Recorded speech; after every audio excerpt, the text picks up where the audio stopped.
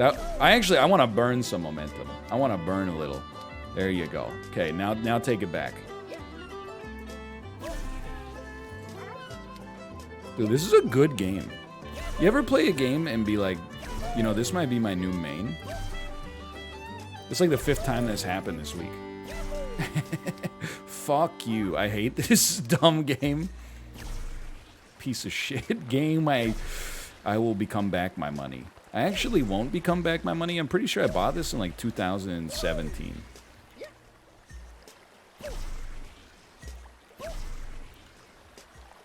What a jump. I get it, okay? You're bouncing. Congrats. I'm happy for you. Let's... No! Yeah, I played it when Josh was still alive, so it's been a while. He's alive. He's just... I think he's in Miami right now. Bienvenido a Miami, maybe? I know he's in Miami because I saw a tweet that was like, Miami seems cool. And I wanted to send a reply that was like, wrong again.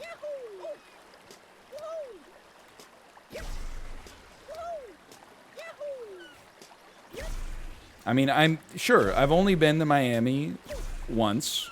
It was for 2 days. I didn't leave the hotel that much.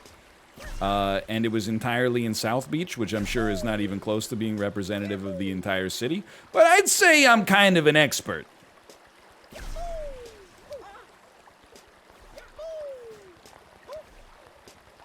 I did have a decent Cuban sandwich, I'll admit.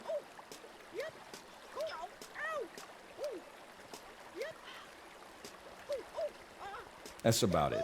Everyone thinks where they live sucks? I don't know, I mean...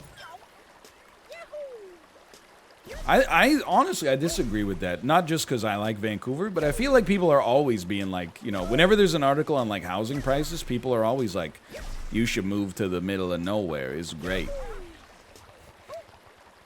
Everything's cheap. I always, like... I do not have a problem with Texans, or even Texas in general.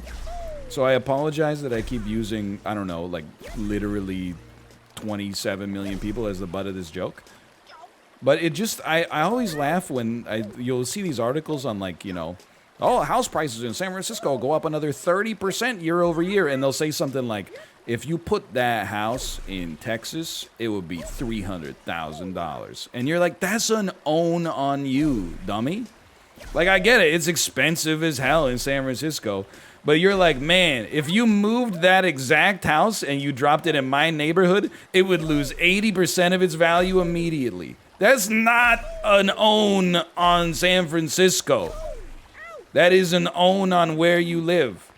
It has destroyed all of your equity to live there, apparently. I don't understand why you think that's such like a thing you gotta interject in every conversation. If you move this house to my neighborhood, it would be worth 1/10 of what they're charging in, you know, a global city with an international airport, a bustling nightlife, a lot of history, plenty of things to do during the day. It's pretty kid-friendly, lots of museums and stuff like that. If you move that right next to the Quick Stop in downtown Odessa, I wouldn't give you more than $250 for that thing.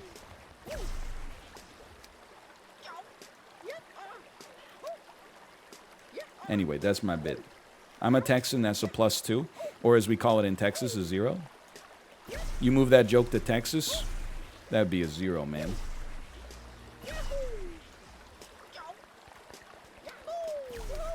There you go. Plus, it would be hot. You think that? Oh, you think that's funny? In Texas, the jokes here are even hotter. You think that's... Dude, we get a joke like that in Texas, we wear a winter coat. Texas is an inhospitable hellscape. God bless it. Anyway, sorry, I'm gone too far.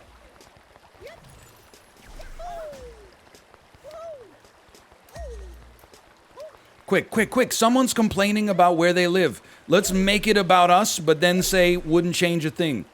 Wouldn't leave on a bet, brother.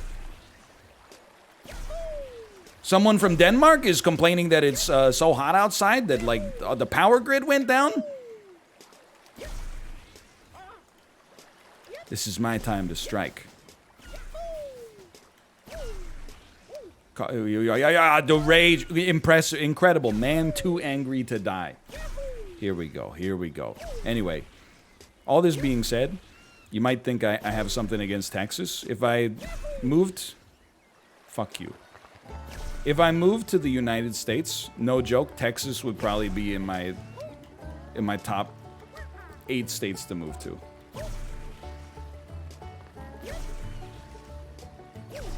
Are we doing this bit again? The bit where I alienate a lot of my audience?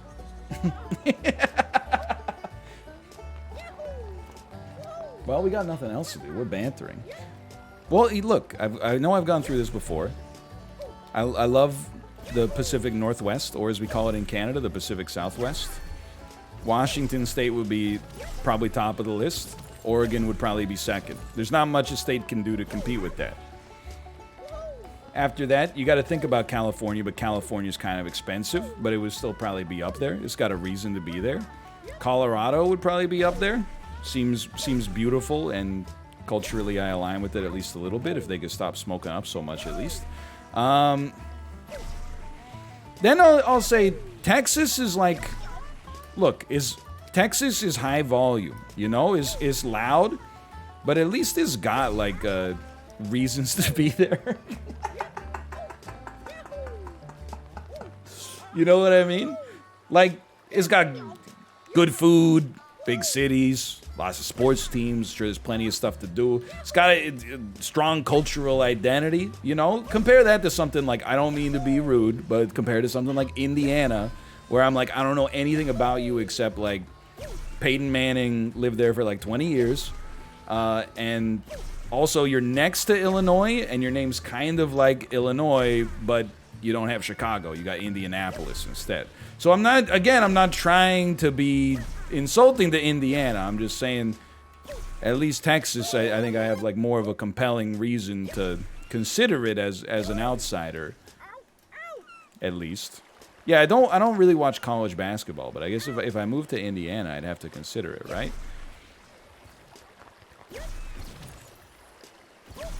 I don't know what else would be up there. I've said it before. As a Canadian, I feel like I have like a kindred sense of camaraderie with the Minnesotans. Feel like in Minnesota is a little bit like it's kind of like a little part of. I'm not saying this to be like, you're basically Canadian, but there's a lot of, you got the similar weather. It seems like you got similar values to some extent, with a little bit of American rugged individualism mixed in there. I think I'd be okay with that. And apart from that, I don't know. Don't make me choose. I'd have to think about it. But I think at the end of the day, where you live is partly where you live and partly what you make it, right? That being said, if you're choosing, then a lot of factors come into consideration. Most of the bottom 10, honestly, would just be states that, like, I don't know anything about them or what they do. Like, you might think that I'd be like Florida, but I'd be like, nah, man, Florida, look, there's parts of it that seem like a little wild to me, for sure. But I'm also like, again, it's highly populous. Seems like there's stuff to do. I think I could get used to the weather. Certainly would be good for the anecdotes as well. Please. But really, it would be more stuff like, I don't know, like South Dakota. I think I would be like, what the hell am I doing here? Like, how many times can you see Mount Rushmore before you're just like, I get it. They're not changing the dudes anytime soon. You know what I mean? And then in North Dakota, I don't even know what the hell goes on up there because they don't even have Mount Rushmore. I guess what you do is when you want some excitement, you drive 17 hours south and you go see. But maybe you could save it. You could like only look at one president on every trip so that you don't burn out all the fuel so quickly. You could be like, all right, kids, on this one, only look at Teddy Roosevelt, okay? You wouldn't want to burn up all the enthusiasm for that Thomas Jefferson trip next Thanksgiving. You could drive to Canada? Yeah, but not like the cool part of Canada, right? Like, doesn't North Dakota border Manitoba? Or as we call it, The North Dakota of Canada?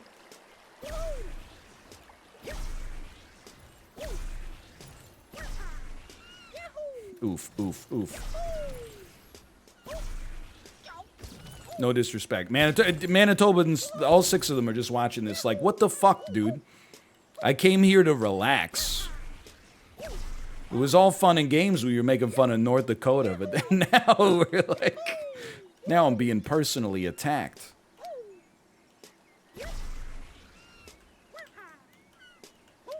There are people live in Manitoba. I've been there in City Guesser. There was a Jumbo video. Oh, come on. Doesn't mouth? No, he lives in Toronto. Hello, Large Headman.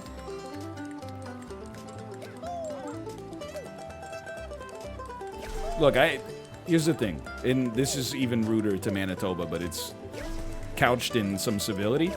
People from BC should not make fun of other provinces unless they're Ontario, Quebec, or Alberta, because those are the 4 provinces that matter the most.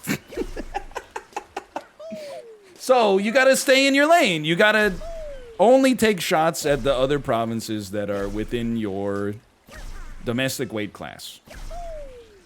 We can let Manitoba fight it out with, like, Saskatchewan and New Brunswick for, like, you know, hey, remember us?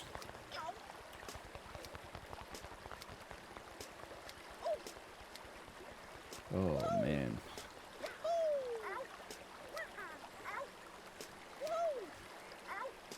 Get F Nova Scotia. Yeah.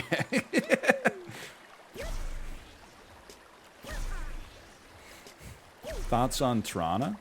I was just looking it up the other day. I didn't know that the most notorious draft bust in NBA history was Anthony Bennett, and that he's from Toronto. I knew R.J. Barrett and Steve Nash were Canadian basketball players. I did not know any other Canadian basketball players. Finding out that one went first overall in 2013 actually blew my mind a little bit. Look at this. The man has mastered the game. Is this the start or the end? Oh, caterpillar, hold me, friend. I'm soaring high right through the sky. See soaring beams, this must be dreams. I pogo this, I pogo that. I'm longing for my brand new hat. What the hell? Remix? That's a bop, man. I bonk and eat, land on my feet. I alt F4, come back for more. I remember grapes, I remember trees, but not the bees. I beg you, please.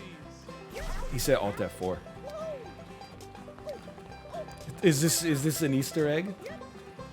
The blade of life, it does its thing. While I do mine, I hear it swing. That was a nice little interlude. Apparently Andrew Wiggins is Canadian as well. But anyway, I barely know who that is. I follow, like, literally zero basketball. I understand. I've heard his name, so he must be a Hall of Famer, but... I followed college basketball for, like, a year in high school. So my basketball knowledge is, like, all players from either, like, the 90s, then Steve Nash on an island, and then, like, just J.J. Redick and Adam Morrison. Like, that's my entire basketball understanding. But I was looking it up because then I was like, you know what's interesting? A bunch of... there was an article that was, like, Canadian basketball players in the NBA. And I looked them up, and literally there's, like, one guy from Saskatchewan, one guy from Montreal, one guy from Vancouver that actually was like, he lived in Vancouver for like 10 seconds and then moved to Toronto, and then 50 or 60 dudes from Toronto. And I think it just goes to show you, like, the power of having, like, an NBA franchise in your town, you know, or in your city, not to be rude to Toronto. You know, when you have, like, that kind of interest there, Toronto really, like, you know, they stuck with it. And now they're producing NBA quality talents. It's like exactly what they would have wanted to have happened, which is cool. The counterpoint to that is Sacramento. Well, I'm sure the team, like, the Kings suck, right? But or are not very good. But I'm sure that California produces a lot of basketball players, right? They suck ass. Okay, just take a...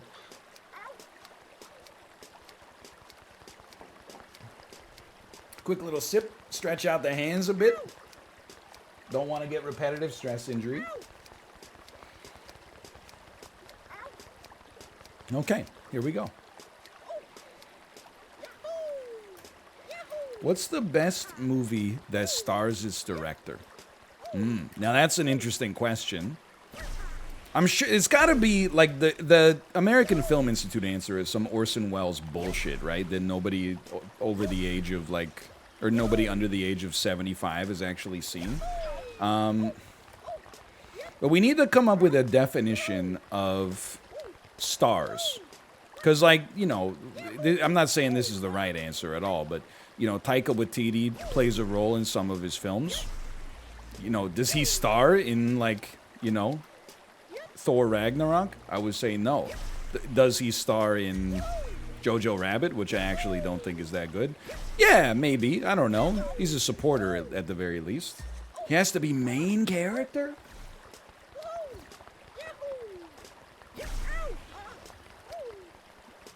Main character's tough, man.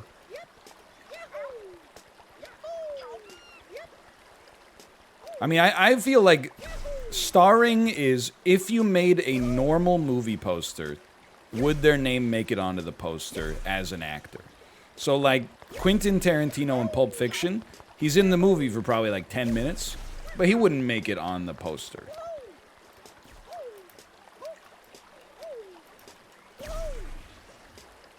Then again, that's a pretty strong ensemble cast, but... You don't like Jojo Rabbit? No, it's... Look, we've been down this road in 2019 or whatever. Look, it's just a little too, like, twee for me, okay? And I'm not even saying it's bad. I don't think, like... You know, there are movies where, like, The Butterfly Effect. If you like The Butterfly Effect, I think that says something about your personality and whether or not, like, you and I would... you know, have fun at a movie night together. Jojo Rabbit is like the opposite. I'm like, if you like that movie, I think you're probably like a pretty cool person. I don't think it says anything about your personality whatsoever. That being said, for me personally, I just bricked it right over the edge, man. Anyway.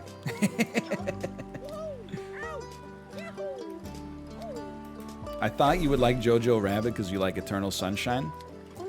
Trunked. 24-hour ban permanent.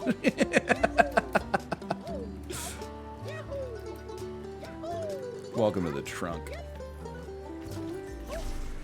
I didn't actually trunk them, but...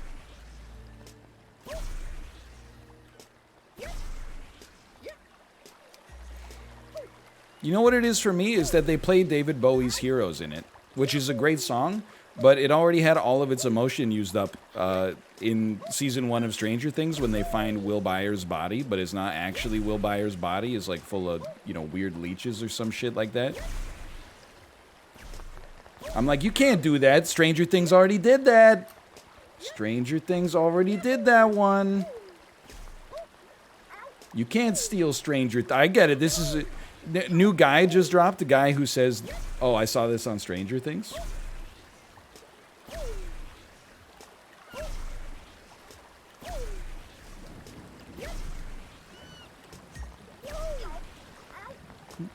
New guy just dropped. I keep coming up with tweets, but I don't make them. There's a couple that have popped into my head, and I think I talked about this one already, but... and I'm trying to figure out the right kind of chib wavelength to get this one going. But it's something along the lines of, I love it when you see a group of guys walking side by side in ascending order of height. And I'm working on I've lost a lot of confidence in this one because it has no punchline, but that's what gets the people going in this day and age. It's like jokes that like aren't funny at all. So I need to figure out the right amount of like misspellings and like a lack of capital letters and stuff like that. And I think in my heart of hearts, I believe it could pop if I get the Zoomer diction proper. It's a tweet about nothing, Jerry.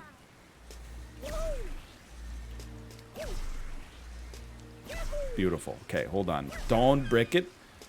I want to keep my momentum, but we got to choose our plan carefully. Beautiful. Woohoo! Okay.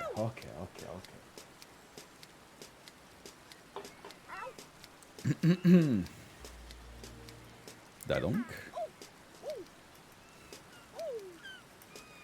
Have you seen the movie Primer?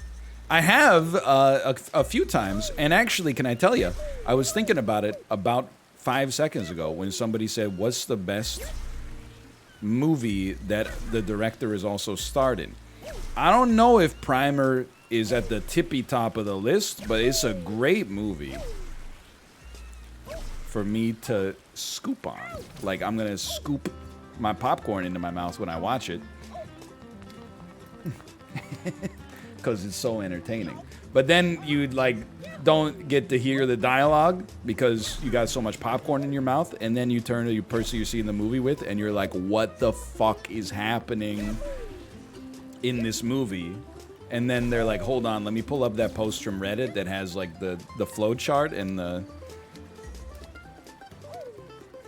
Primer is a little bit like, if you haven't seen it, I would describe it as like, it's like Rick and Morty mixed with drunk history. So if that sounds like it's up your alley, I would recommend it. Remind me, did you like La La Land? I did like La La Land. Have we reached the point yet where people no longer dislike the movie because there was a popular video essay about how, oh, Hollywood just loves movies about Hollywood? Or are we still in that right now?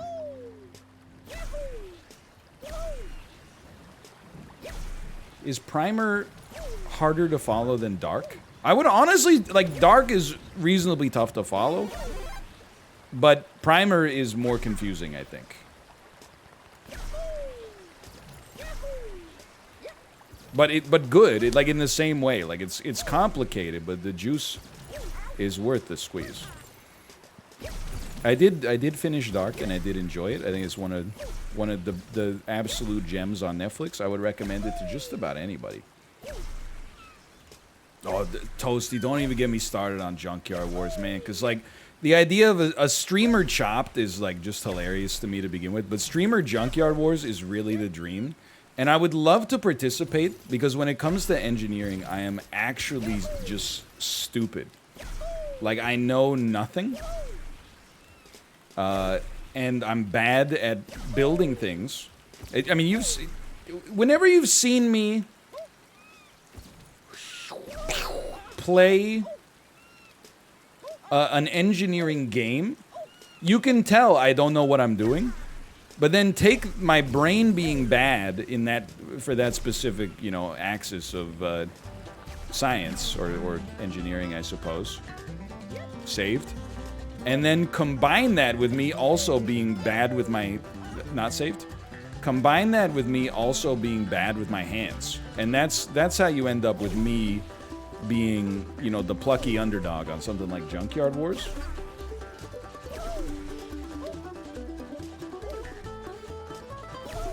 Oh, crap. We're gonna make it out of this, man. At some point. Chopped. Oh, man, I would love a streamer Chopped. I fully... First off, it's not even my idea. I stole it from the damn Food Network. But I fully give my license to steal the idea to one of those, like, gaming network startups on Twitch that, is able to produce these, like, 5-figure events.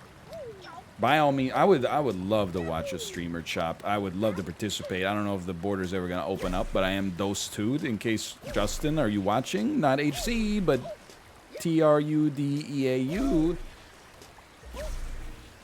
I would love to be a part of it. I got the good one, too. I got the Pfizer, if that makes a difference.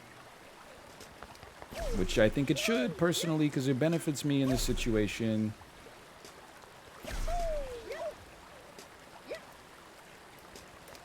Blink. Blink. Yeah, I think Justin's a lurker, honestly. Which is fine. Like, I wouldn't want him to get weird about it. He was probably pretty pissed when Jugmeat was on the stream, but... Or maybe they're cool, I don't know. Let me check my incredibly long and fabricated group chat history with Jugmeat Singh. We talk all the time. He's all... honestly, he's kind of like... He texts me too much. He's a Tommy texter, like they used to say in the Scotiabank Cineplex ads. Don't be a Tommy texter. Cineplex is probably so screwed up from the pandemic. They got to release ads that are like, you know, Tommy texter, we're sorry. Please come back. We'll please, Chatty Cathy. I know we said some stuff in the past about how like we didn't want you to talk in the movies. Well, you know what? We've learned the error of our ways. Please come see the movie about the beach that makes you old. I believe it's called Old.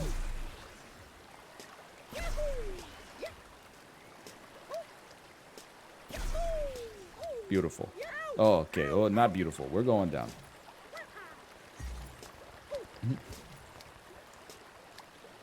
Yuck.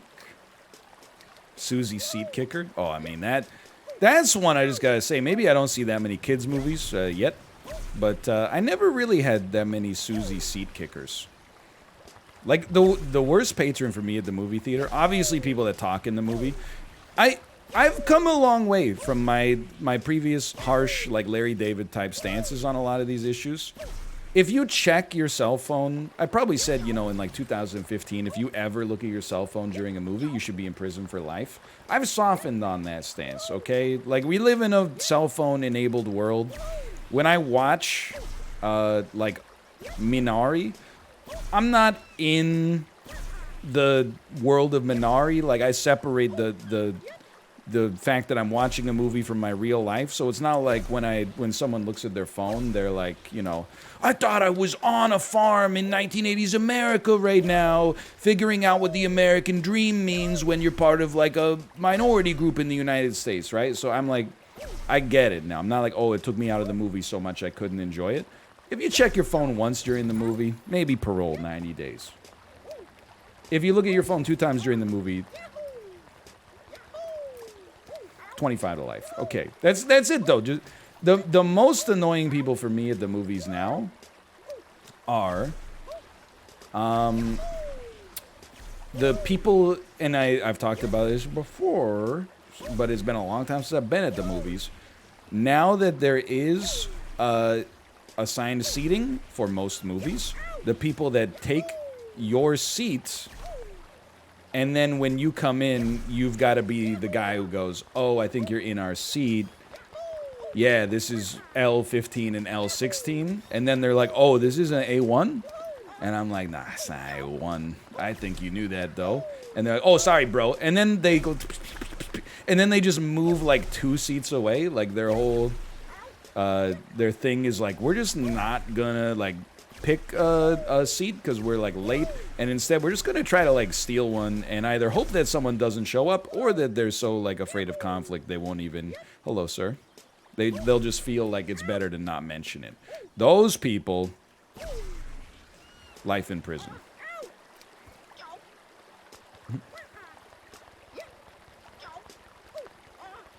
Also, I know, I mean, every time I go to the movies, I have fun, but I also leave with like a new kind of person I hate.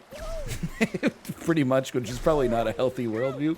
But people who either sneak food in or sneak drinks in and then act like they're committing such a capital offense, but they're getting away with it, and they go kunk, dung, dung, dung, dung, dung, dung, dung, dung, dung, and you're just like, nobody like actually gives a shit at all. Just like, don't be a nuisance. Like maybe the theater gives a shit, but everybody around you is just like, could you just... Nobody cares you want to get 8 beers deep while you're watching, like, Inside Out. I mean, maybe your parents would care. That's kind of a sad Tuesday afternoon. But either way, like, it's... Nobody... Everyone else here is just trying to enjoy their day. Like, we're not out here like, those people are behaving badly. Get them, you know? Just be quiet. Fuck. Good jump, though.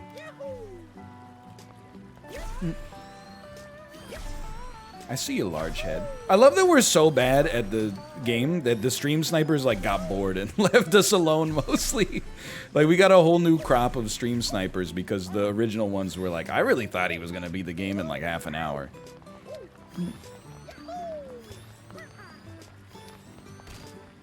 No, people go to the toilet during the movie. I'm not gonna be annoyed by it. Like, you know, that's your pee, man. Do what you want with it. Or like if people get up, I don't mind. I get annoyed like when people say like what happened while I was gone. I'm like, that's the contract of the movies. If you are well hydrated, you have to miss some pivotal aspects of the plot. We all agreed upon it when we bought the ticket. It's part of the terms of service.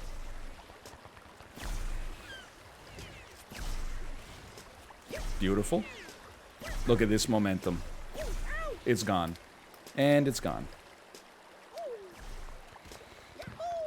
Yeah, I think this will take us multiple days, but I'm okay with that.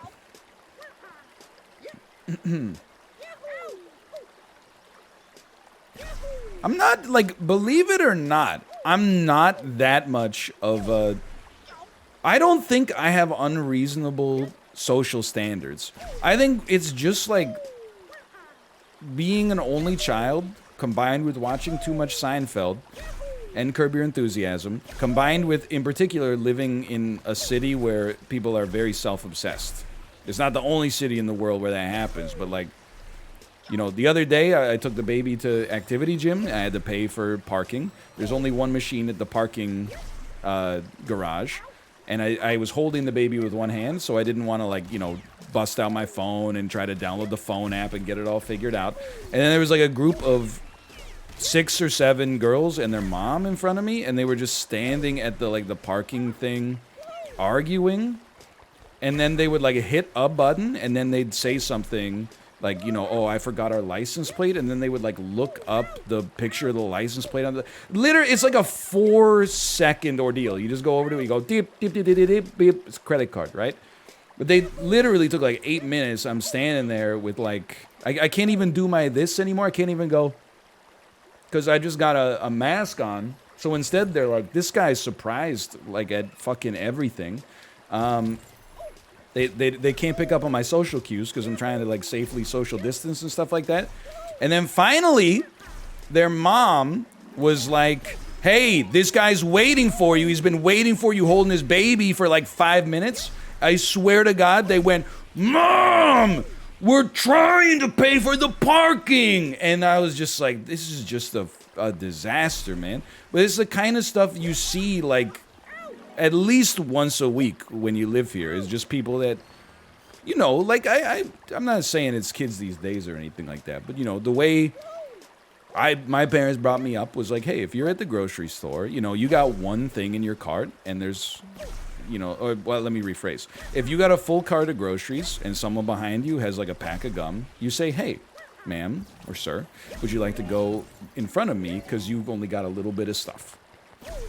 Now, living in this city maybe has changed whether or not I would even offer because of the lady who stole my points at the grocery store that one time. However, you know, you always in your head have like kind of the idea that you're gonna, if you can make a small sacrifice that would benefit somebody else and not inconvenience you very much at all, then you just, you know, you do it. Like if I thought it was gonna take me 5 minutes to pay for parking and somebody behind me was holding their baby in one hand, I would be like, you know what, you go first. I actually did it in that same parking garage the week earlier. There was like a family of 5 waiting for the elevator. And, you know, you're only supposed to have like, you know, 1 family per elevator. I said, and if you want to give me the Nobel Peace Prize, by all means, okay? I said, you guys go ahead. I'm super early for my thing anyway. And they said, are you sure? And I said, yeah, go for it. And then they got in the elevator, and then I gave him the finger because I was like, I didn't think he'd actually take me up on that. Come on. But anyway, like it's just something, you know, you think about. Unless, you know, you're them. And then you just, you know, yell at your mom for saying, hey, this guy with the baby would like to pay for his parking. Anyway.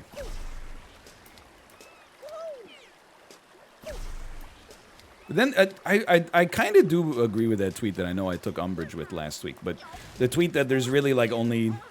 I mean, there's a spectrum, but on the spectrum, there's only two kinds of people, okay? There's people that are like so unconcerned with anything but themselves that, you know...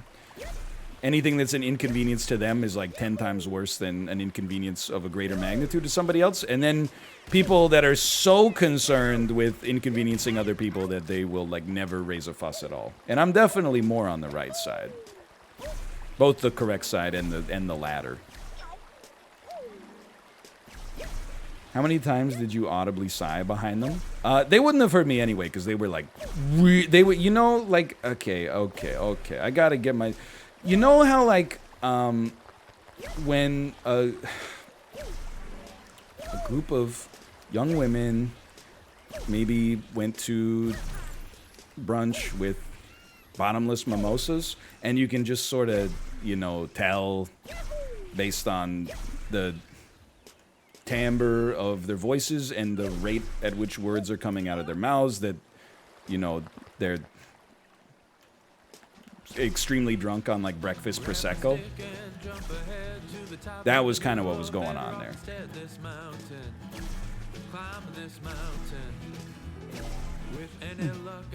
Beautiful. I don't think you're supposed to hear this song until you get to like the end of the game, but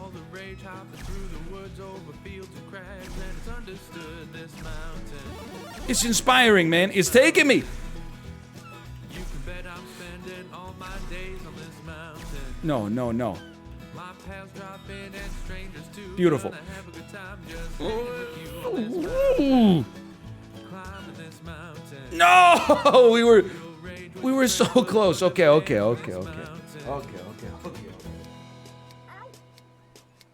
Progress. You.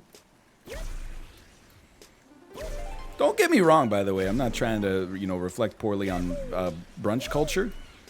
Like, when I see a group of young women who maybe had too many mimosas, I roll my eyes a little bit. I go, here we go. You know, maybe I'm going to crank up the volume on this podcast a little bit. When I see a group of, like, you know, young men who have engaged in a little too much mimosas, and maybe they're wearing, like, tap-out shirts or something like that, I'm like... It's about a 6% chance I get sucker punched in the jaw and killed. So, you know, there's different severities associated with that kind of stuff. I'd rather be mildly inconvenienced and annoyed than yelled at or physically assaulted, I suppose.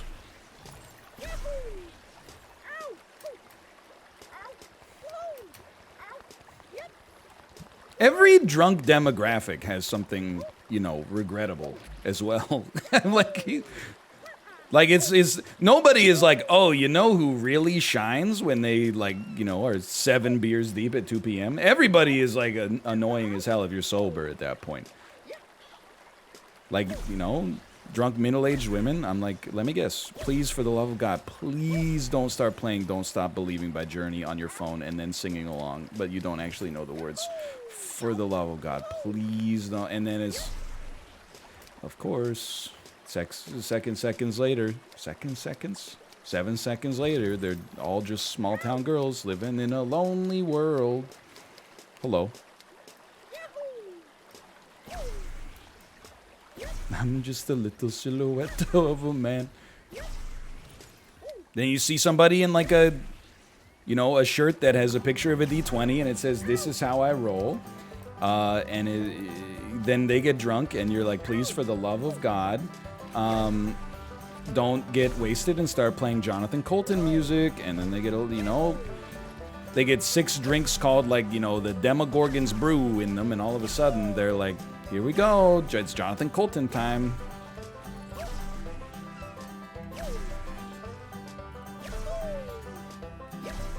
Don't do the voice.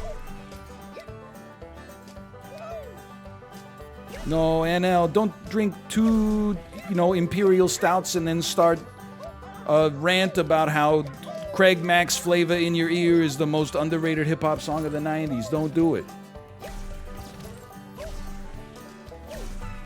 There you go. Green Man's back.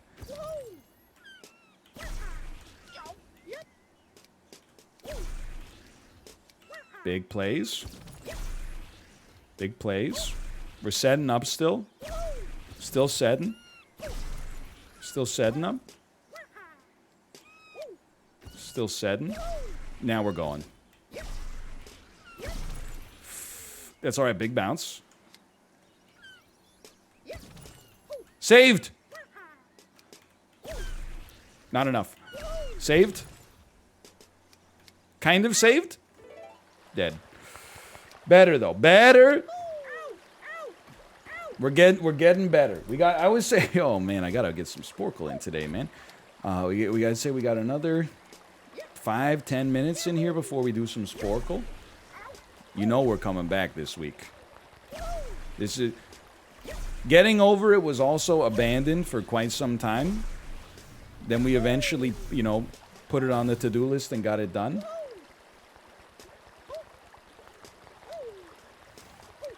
Beautiful. Look at this. Look at this. This is just the...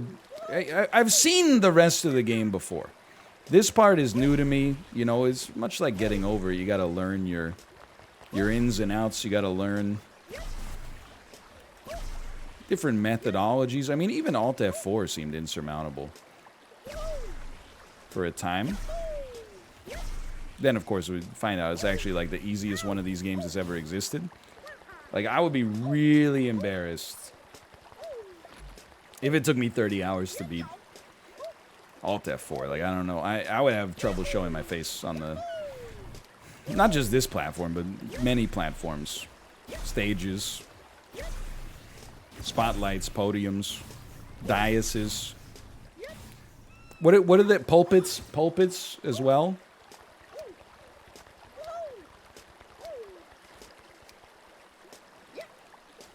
I don't think it actually took him 30 hours, though, right? Like, I think he'd left his game on like Dan or something.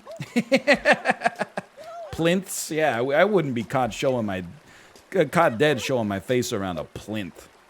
Or like an ionic column or something like that if I took 30 hours to beat the Alt F4. I mean, that would just be... Really, it'd be hard for me to get over, honestly.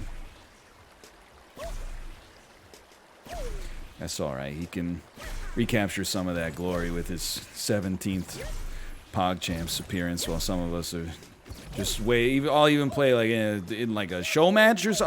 I'll just be fodder. If you want me to play against like Sardoche or Samay, like I'll just be fodder and like lose to one of them. Just put me in the spotlight for a second. It doesn't have to be like a main stage thing.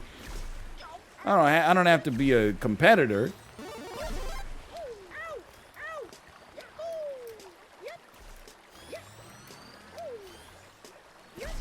I left for an hour. NL's in the same part. Hey, man, you know what this is? This is college right down here. It's like, hey, I haven't seen you in 4 years, and the only difference is now you're $150,000 in debt. Yeah. But I know everything there is to know about all of Sophocles' classic Greek plays, so... Who's the real loser?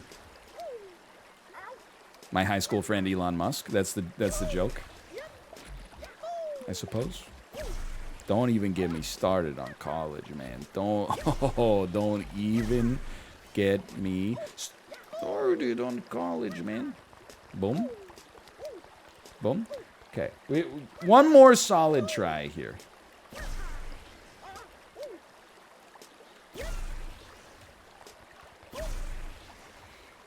Who the heck is Sofa Cheese? Look, they're not teaching Sophocles in high schools anymore. He wrote Saturnalia. He wrote, his most famous work is Oedipus Rex. Inspired a an entire genre of pornography, I hear.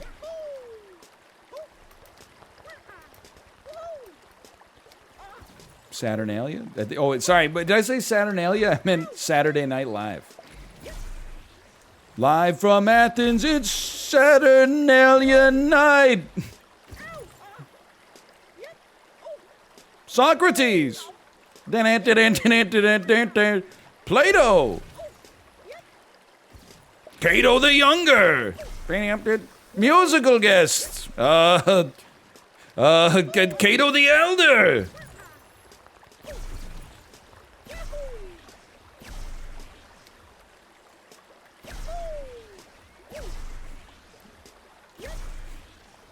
That's the end of it. That's the joke. But I am picturing like a bunch of like classic Greek philosophers like turning to the camera with a drink in their hand, like the cast of Saturday Night Live when they get introduced. But the thing is, I don't know what they look like. I just know that they have like marble statues, so it's just like a bunch of marble dudes with curly hair turning to the camera.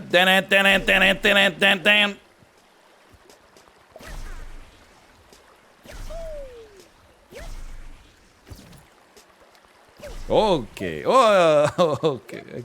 Come on, one more, man. One more.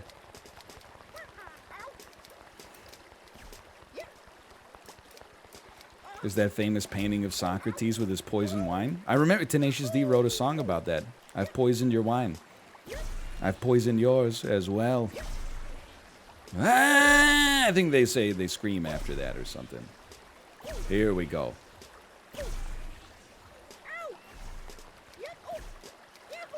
Ever tell you, Malf, I don't think you were in my, I don't even know if he's in chat, by the way. I don't know if Malf's was in my history class in 11th grade, but we had like a traditional, well, as traditional as you can get in like high school, right? One of our projects was like, imagine a potluck with no food. Okay, imagine a party, but it was themed after ancient Rome. So like one person had to handle music, one person had to handle like, you know, plates and stuff like that. So they just got like paper plates and drew like some weird, you know, Roman stuff on them or whatever. And we all had to wear togas, and the togas were like, you know, you got a purple toga if you were part of the nobility or whatever. And like we all had like roles to play during the party, right? Kind of cool. One of my friends and acquaintances, and it is the same, he's been in a few stories. He also is the same guy who, when our teacher in 7th grade promised us that we would do mind trap puzzles at the end of class, and then she was like, actually, we ran out of time, sorry. He got into like a half-hour-long argument with her in front of the whole class and told her, like, my parents told me not to respect people who lie. Anyway, this was in high school, so he'd become a little bit, you know, more well-adjusted by this point. He was in charge of the music, and, you know, all he had to do, I think, was, like, even just take some, like, reproductions of Roman music off of the internet and then, like, burn them on a CD and play them or something. I'm sure some PhD students have, like, released that or something like that. But anyway, he was like, nah, man, that's, like, whack. So he said he was gonna make his own lute or lyre. I always get those two confused, which would be weird because his parents told him not to respect lyres. So he like cut out he drew like a frame on a cardboard box, cut out what appeared to be like a lute, you know, double-sided, made a little like acoustic chamber in the center and stuff like that, then strung it up with like guitar strings. It sounded like complete ass, for one, obviously, because it was just a shitty cardboard guitar. And then probably within like, I don't know, less than 2 minutes of just like trying to bang out nothing on this thing, one of the strings snapped and he didn't have a replacement. So that was the end of that. I think our, you know, his high school history class, it's not that big of a deal. It's just supposed to be a fun party. I don't think our teacher, like, you know, gave him an F or anything like that. You kind of got to respect the effort. It's just that very funny story, you can still make it. Fuck you. But you know what? We learned something today on Pogostuck, okay? We learned something today. Slash marker.